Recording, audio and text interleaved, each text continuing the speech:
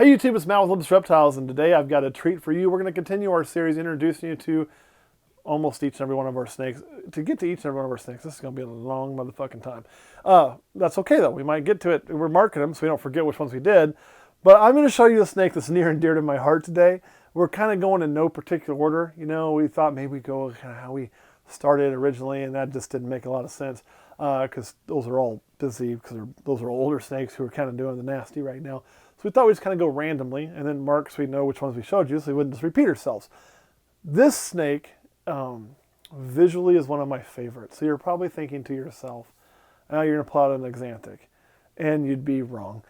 So before I even tell you what, let's go get it. And you'll understand pretty quick, I think, why I love this snake so much. This shouldn't be a surprise. This is a snake that gets a good amount of camera time. I like it because it is one of a kind. It is extremely unique, and it is right here.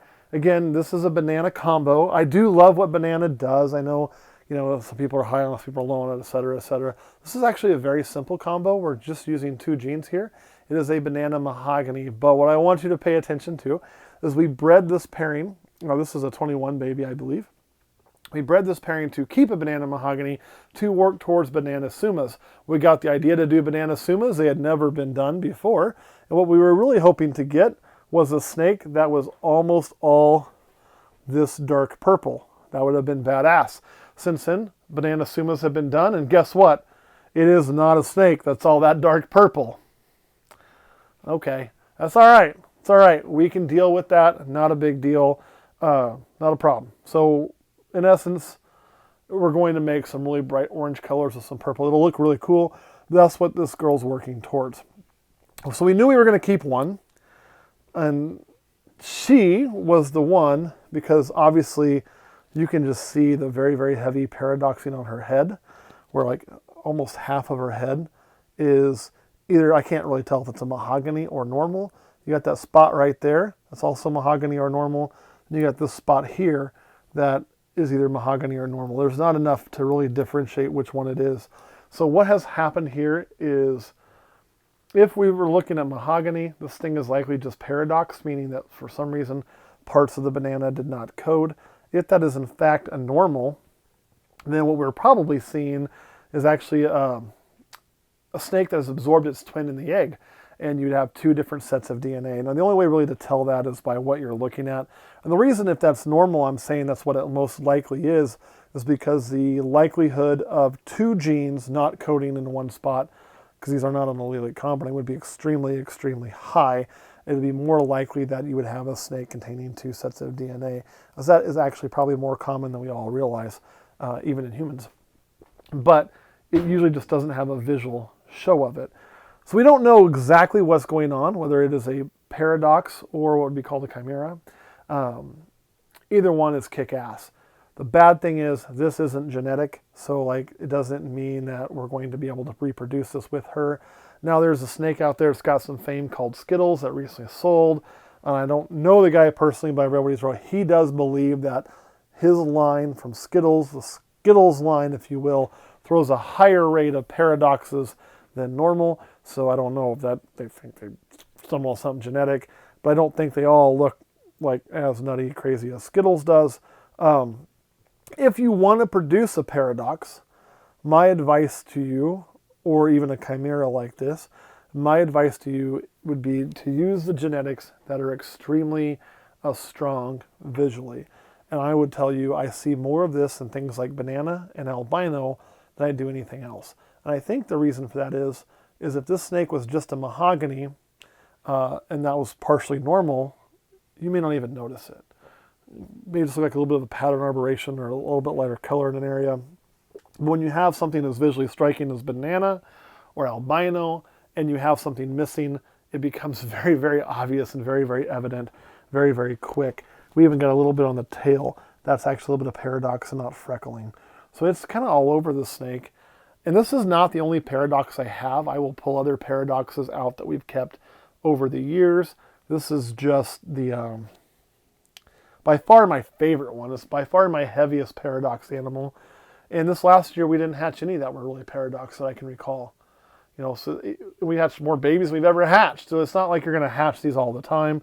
So if you want something unique and you make one of these that's got a nice paradoxing on it, I would say keep it. I will never make this snake again. I've made a lot of banana mahoganies at this point. I don't know how many, but we've bred them a couple of years. But I've never, ever, ever made this. I mean, even look at its eyes are even different on each side, I do believe, looking. So anyway, really cool snake. And that's kind of why we kept it, because it's unique and nobody else is going to have one like it. So that is her banana mahogany paradox / chimera, one of the two. Caleb, what do you think of this snake? What would you guess it is? The paradox? Yeah, paradox or chimera. What would be your guess? Probably paradox. You think? I think so. So you think that's mahogany you're seeing right there? I do. The reason being is usually, and I'm by no means an expert, and I could be completely wrong, but usually when you see something chimera, it's more, there's more of it, and if you look on the head, it starts to dip over onto the one side, whereas usually chimera is a more distinct line. Chimeras get pretty much a split head a lot of times, which this is pretty interesting on that, because it's kind of split, kind of not. That is kind of what is a little bit of a throw off.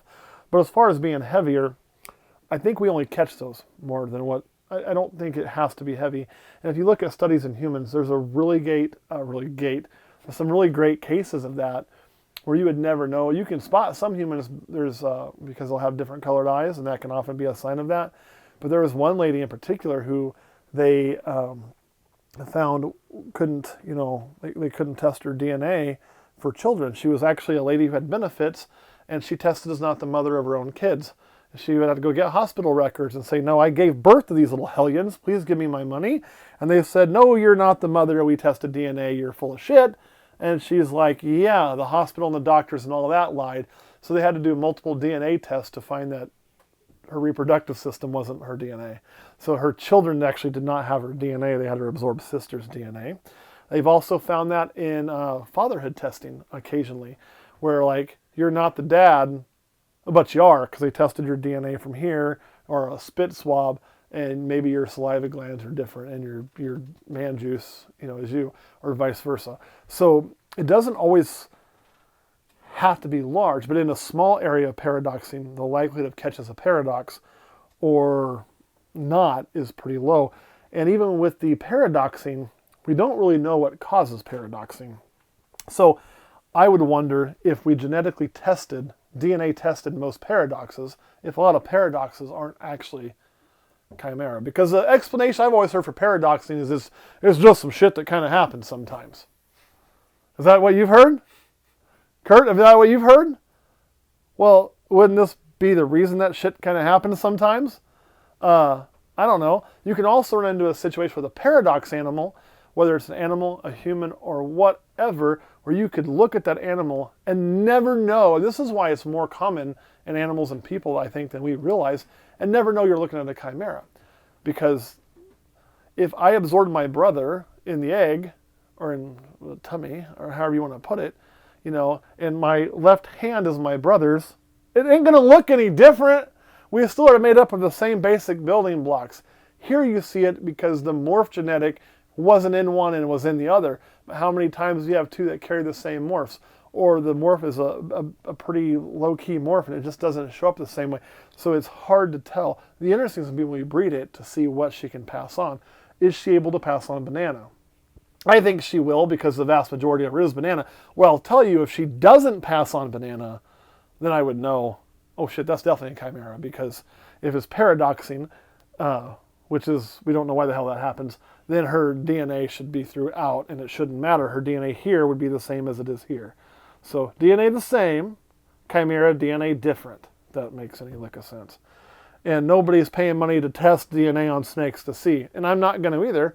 The other day, it doesn't fucking matter. I just kept it because it's a cool snake. All right, Kurt, anything you want to say about this girl here? No. Is this the one you'd have kept? Yep. All right, Caleb, what about you? I love that snake. I love that genetic combination.